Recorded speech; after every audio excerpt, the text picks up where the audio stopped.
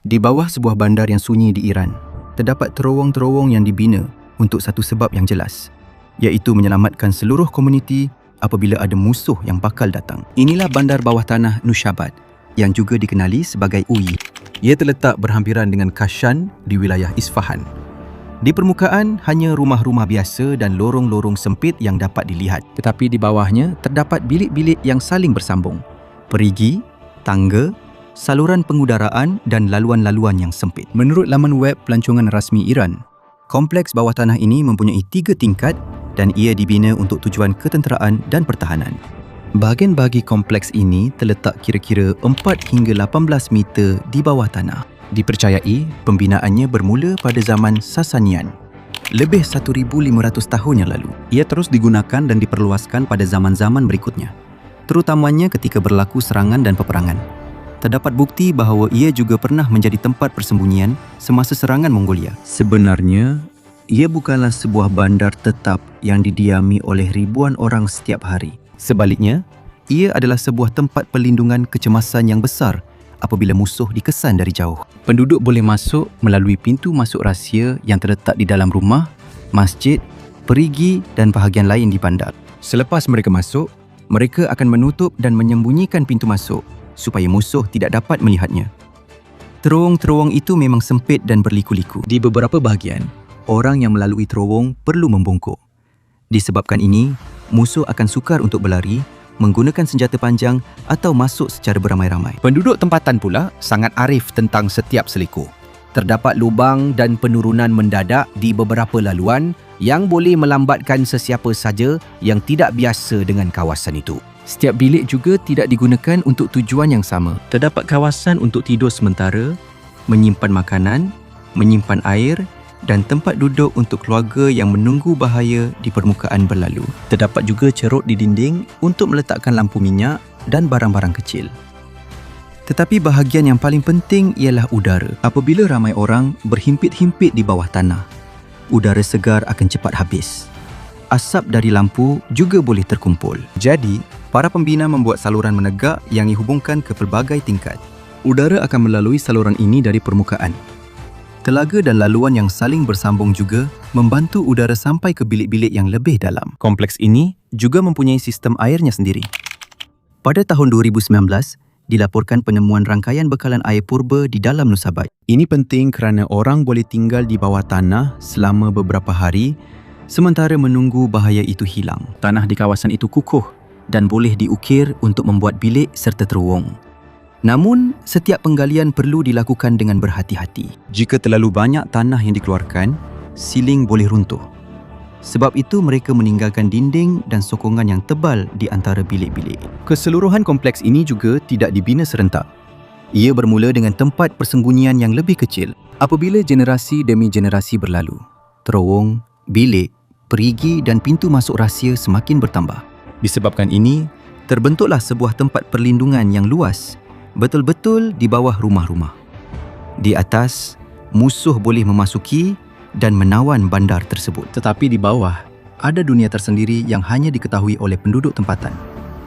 Tiada pintu gerbang besar, tiada tembok yang tinggi. Pertahanan terkuat mereka ialah sebuah bandar yang tidak kelihatan. Walaupun orang-orang bersembunyi di bawah tanah, ada 2 perkara yang mereka tidak dapat tahan lama: kekurangan udara dan air. Sebab itu, bilik-bilik di Nushabad tidak dibina secara berasingan. Terowong, saluran udara, tangga dan kanalnya semuanya bersambung. Dengan reka bentuk seperti ini, udara dapat sampai ke pelbagai bahagian tempat perlindungan bawah tanah. Para pembina menggunakan aci menegak yang panjang dari permukaan. Ia turun ke terowong-terowong. Apabila suhu dan tekanan udara di permukaan dan di bawah tanah berbeza, udara akan bergerak sendiri di dalam laluan-laluan tersebut. Udara panas dan kotor keluar, sementara udara baru masuk. Ia seperti sistem pengudaraan semula jadi yang tidak memerlukan elektrik langsung. Tanah juga sangat membantu dalam mengekalkan suhu. Di atas permukaan, mungkin sangat panas pada waktu siang dan sejuk pada waktu malam atau musim sejuk. Tetapi di bawah tanah, perubahan suhu berlaku dengan lebih perlahan. Sinar matahari tidak mengenai bahagian bawah tanah secara langsung. Udara sejuk dari luar juga tidak dapat masuk dengan segera. Disebabkan oleh itu, Tempat perlindungan lebih sejuk apabila cuaca panas di atas dan lebih terlindung apabila cuaca sejuk. Ini penting kerana keluarga mungkin perlu tinggal di bawah selama beberapa hari semasa terdapat bahaya di kawasan mereka. Tetapi udara sahaja tidak mencukupi. Mereka juga memerlukan air yang sukar untuk dikesan atau dikawal oleh musuh. Orang Parsi telah lama menggunakan kanat, iaitu sistem air bawah tanah yang membawa air dari kawasan yang lebih tinggi ke penempatan yang kering. Terowong kanat dibina sedikit menurun. Jadi, air mengalir secara semula jadi menggunakan graviti, tidak memerlukan pam atau mesin moden. Di permukaan, hanya kelihatan deretan lubang menegak kecil yang digunakan untuk menggali, membersih dan membaiki terowong. Menurut UNESCO, kanat memainkan peranan besar dalam pembentukan dan kelangsungan komuniti di kawasan kering Iran. Ia membekalkan air untuk rumah, tanaman dan penempatan selama beribu-ribu tahun. Saluran air dan perigi juga telah ditemui di Nushabat. Pada tahun 2019, penemuan sistem bekalan air yang lebih tua di kompleks bawah tanah telah dilaporkan. Dengan cara ini, penduduk tidak perlu keluar hanya untuk mengambil air semasa ada musuh di atas. Mereka boleh menyimpan air dalam bekas dan mengambilnya dari perigi atau saluran yang bersambung di bawah tanah. Ini sangat penting untuk sebuah tempat pelindungan kecemasan. Sebab itu, manusia boleh tahan lapar selama beberapa jam. Tetapi jika tiada air, badan akan cepat menjadi lemah. Terutamanya jika ramai orang berhimpit-himpit di tempat yang panas dan tertutup. Sebab itu, air adalah salah satu perkara pertama yang perlu dilindungi. Terdapat juga saluran yang membantu pengaliran air dan mengelakkan air bertakung di dalam bilik-bilik. Apabila tempat pelindungan bawah tanah dipenuhi air, sesetengah bahagian tanah boleh menjadi lembut, laluan boleh rosak dan keadaan di dalam menjadi berbahaya. Oleh itu, air yang berlebihan perlu dialihkan dari kawasan yang digunakan oleh manusia. Di dalam bilik itu sendiri, kehidupan adalah sangat sederhana. Terdapat ceruk kecil di dinding untuk lampu minyak, peralatan dan makanan. Lampu-lampu inilah yang memberikan cahaya di terowong yang gelap. Tetapi api mesti kecil sahaja kerana ia menggunakan oksigen dan menghasilkan asap.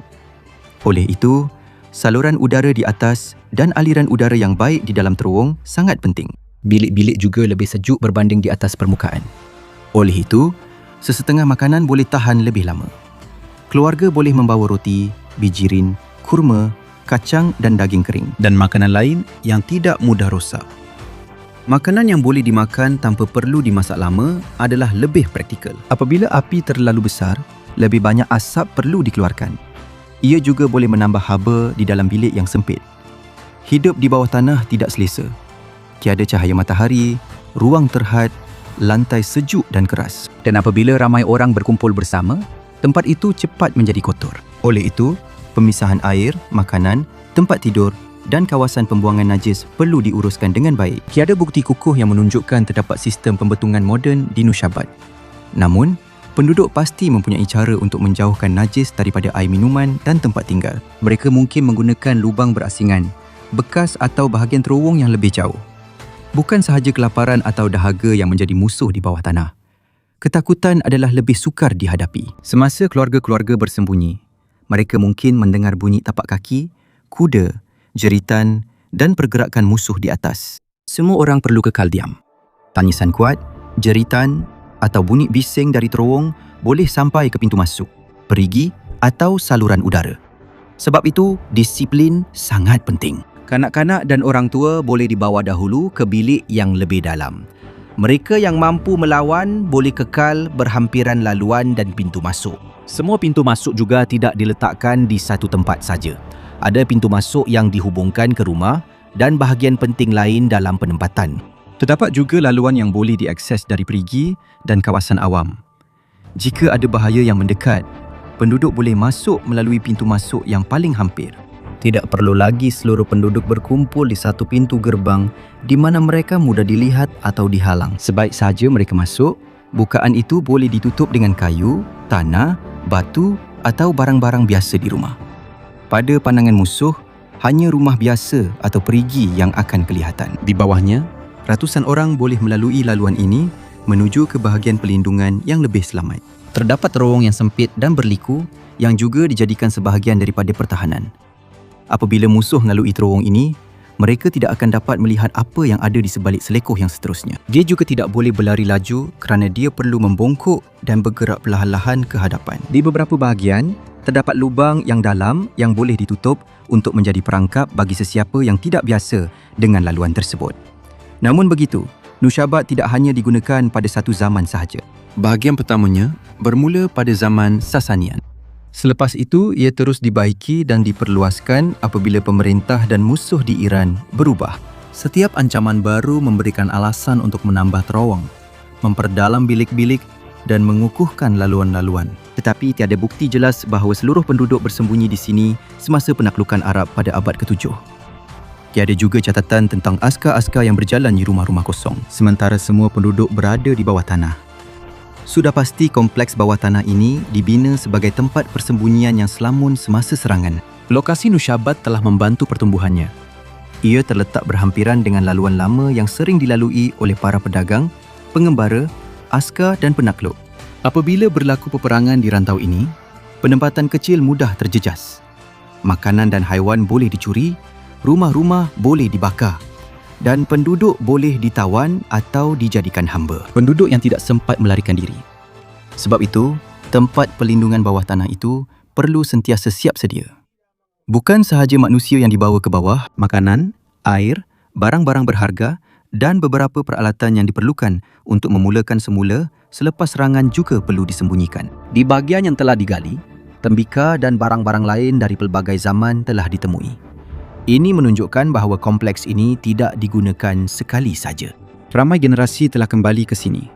Mereka membaiki bahagian lama dan membuat laluan baru. Lama-kelamaan, rupa tempat perlindungan bawah tanah ini juga berubah.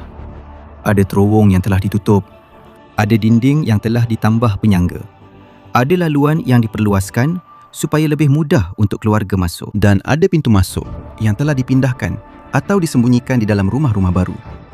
Tidak perlu peta lengkap untuk menggunakannya. Setiap keluarga mungkin tahu pintu masuk yang berhampiran dengan rumah mereka.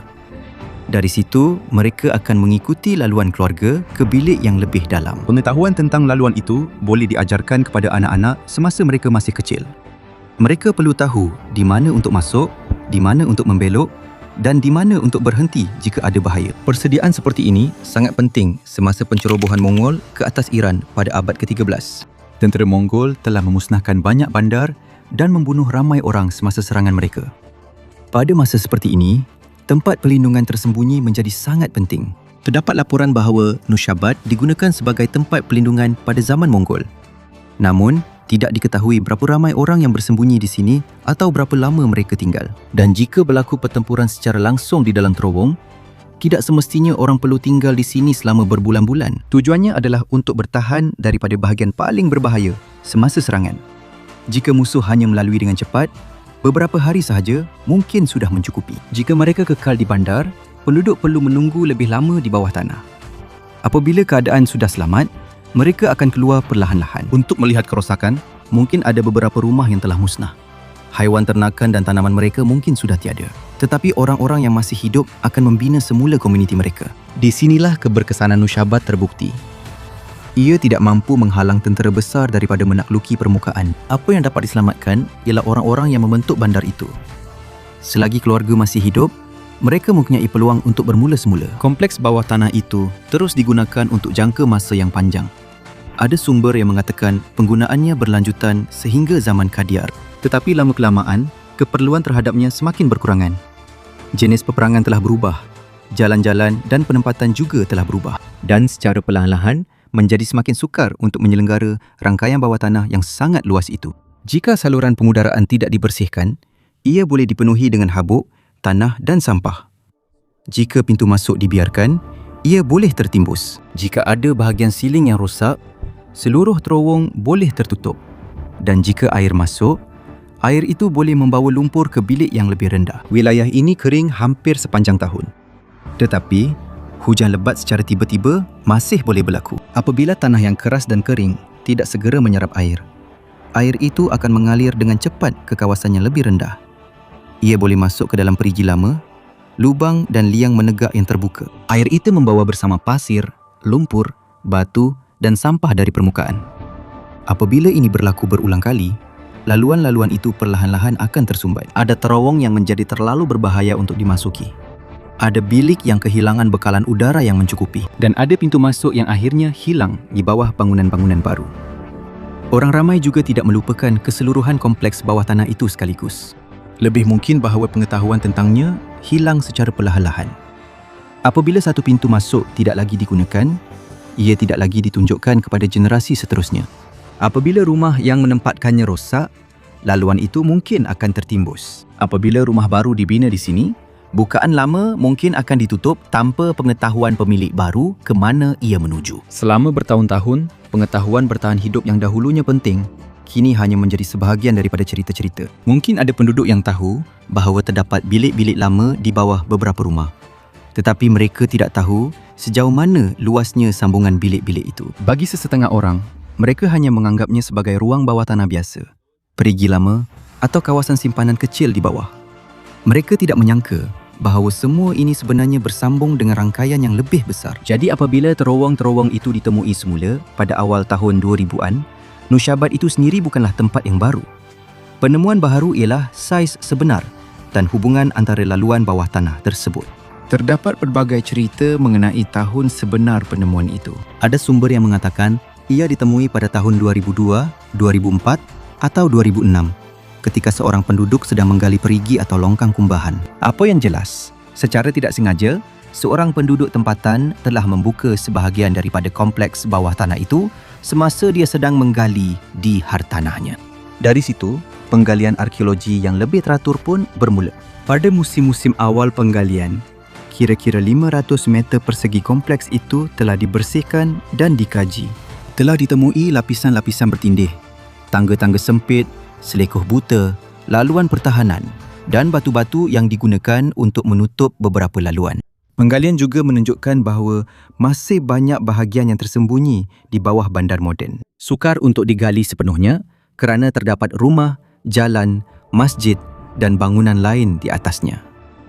Tanah tidak boleh dibuang begitu sahaja tanpa berhati-hati. Asas rumah mungkin menjadi lemah. Terowong juga boleh runtuh dan mencederakan orang di atas. Sebab itu, penerokaan dilakukan secara perlahan dan terkawal. Setiap bahagian baru perlu dibersihkan, diukur, diperkuat dan diperiksa sama ada ia selamat sebelum dibuka. Terdapat juga beberapa laluan yang tidak lagi boleh dimasuki kerana tersumbat atau telah runtuh. Ini bermakna keseluruhan bandar bawah tanah Nusyabat masih belum dapat dilihat sepenuhnya. Bahagian yang dibuka sekarang hanyalah kecil berbanding dengan kemungkinan keluasan rangkaian di bawah bandar. Dan sementara kajian diteruskan, semakin jelas nilai sebenar tempat ini. Ini bukanlah tamadun rahsia yang terpisah daripada orang-orang yang tinggal di atas permukaan. Ia juga bukanlah sebuah bandar tetap yang mempunyai penduduk sendiri yang tinggal dalam kegelapan selama berabad-abad. Ia adalah satu sistem survival yang luas yang bersambung dengan bandar sebenar. Apabila keadaan aman dan kehidupan di atas berjalan seperti biasa, di situlah para penduduk bekerja, berniaga, memasak dan membesarkan keluarga mereka. Tetapi apabila bahaya datang, ada Nusyabat kedua yang menunggu di bawah kaki mereka. Seiring berlalunya masa, Nusyabat tidak lagi memerlukan tahap persediaan seperti dahulu. Serangan ke kawasan itu semakin berkurang dan cara peperangan telah berubah. Bandar moden di atas juga semakin berkembang. Oleh kerana terowong-terowong itu tidak lagi kerap digunakan, ia perlahan-lahan dilupakan. Apabila dibiarkan, beberapa pintu masuk telah tertimbus oleh tanah dan sampah. Terdapat laluan-laluan yang runtuh, manakala yang lain ditutup apabila rumah, jalan dan bangunan baru dibina. Pengetahuan tentang sambungan asal antara bilik-bilik itu juga telah hilang. Mungkin ada beberapa keluarga yang tahu tentang ruang bawah tanah atau terowong lama di bawah rumah mereka. Tetapi mereka tidak tahu bahawa ia sebenarnya sebahagian daripada rangkaian bawah tanah yang lebih besar. Tiada bukti kukuh bahawa kemarau teruk adalah sebab utama mengapa tempat itu dilupakan. Sebenarnya, apa yang berlaku adalah lebih mudah. Apabila sesuatu tidak lagi digunakan, ia tidak lagi dijaga. Apabila orang terakhir yang tahu tentang jalan-jalan itu meninggal dunia, pengetahuan tentang cara menggunakannya juga hilang. Selepas banyak generasi, tempat perlindungan kecemasan yang dahulu kini hanya tinggal kisah samar-samar. Nusyabat dibuka semula pada awal 2000-an apabila seorang penduduk secara tidak sengaja menemui sebahagian terowong itu semasa menggali di hartanahnya. Terdapat pelbagai laporan mengenai tahun dan cara penemuan yang tepat. Tetapi sejak itu, kerja-kerja penggalian dan kajian yang lebih teratur terhadap kompleks bawah tanah telah dimulakan. Di situ, para penyelidik mendapati bahawa bukan hanya satu bilik yang terdapat di bawah tanah. Banyak terowong dan ruang bersambung antara satu sama lain. 3 tingkat telah ditemui yang berada kira-kira 3 hingga 18 meter di bawah bandar moden. Namun, keseluruhan rangkaian itu masih belum digali sepenuhnya. Banyak bahagian tersumbat dengan tanah, lumpur dan batu runtuh. Ada juga yang terletak betul-betul di bawah rumah dan bangunan awam. Menggali secara sembarangan adalah berbahaya. Jika satu dinding sokongan rosak, siling boleh runtuh. Asas bangunan di atas juga boleh terjejas. Sebab itu, setiap bahagian perlu dibersihkan dengan berhati-hati. Bilik diukur terlebih dahulu. Diperiksa jika ada retakan, bahagian yang lemah diletakkan sokongan. Dan hanya selepas itu, barulah para penyelidik dibenarkan masuk. Ini juga tidak bermakna ada lagi tingkat yang lebih dalam hanya kerana terdapat terowong yang belum dibuka. Mungkin ada bilik tambahan atau sambungan ke bahagian lain bandar. Tetapi ia perlu ditemui terlebih dahulu sebelum boleh dikatakan ia benar-benar sebahagian daripada kompleks ini. Beginilah juga kita harus melihat sebab mengapa Nusyabat dibina. Tidak perlu ada bencana global yang misteri untuk menjelaskan saiznya. Tiada bukti bahawa ia dibina sebagai perlindungan daripada cahaya matahari yang terlalu kuat, ribut pasir yang membawa maut, serangan biologi atau kiamat purba.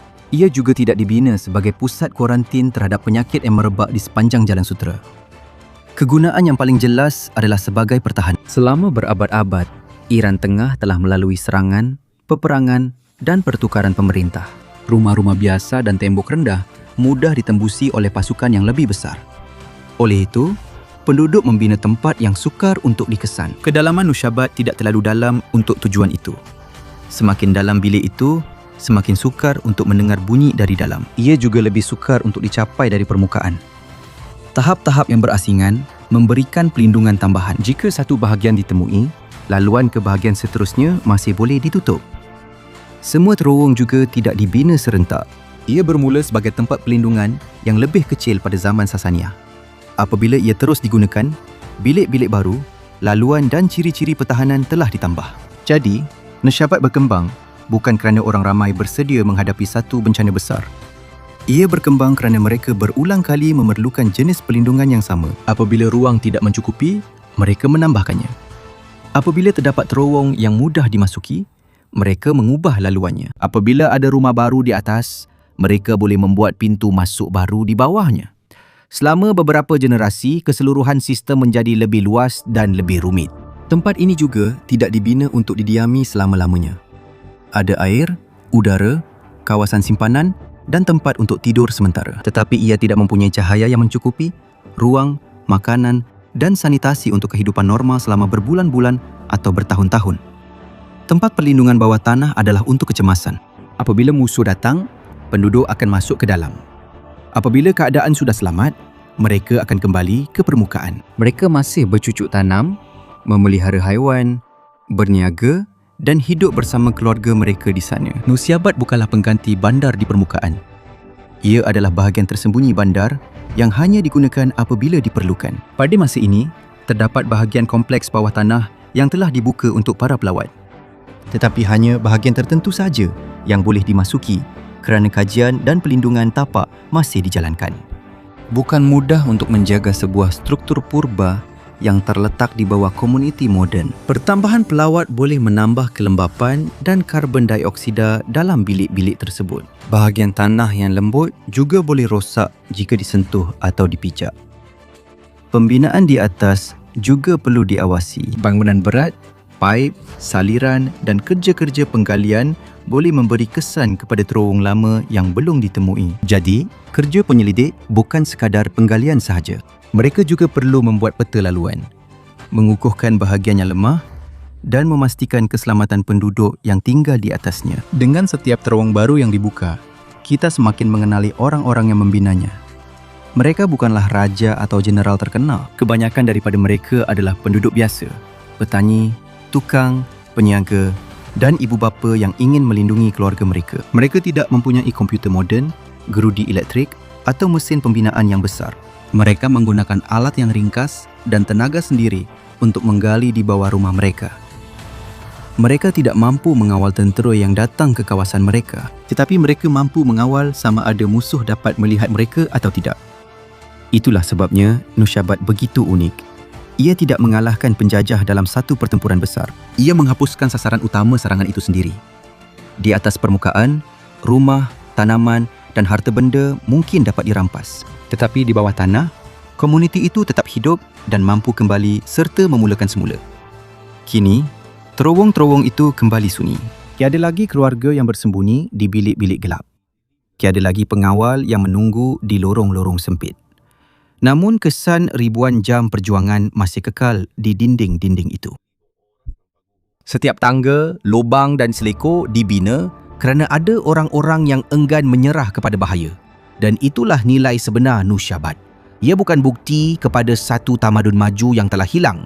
Ia adalah bukti kepada sebuah komuniti yang telah menemui cara untuk terus hidup. Bukan dengan memiliki tentera yang lebih besar, tetapi dengan membina seluruh bandar yang mampu lenyap di bawah tanah.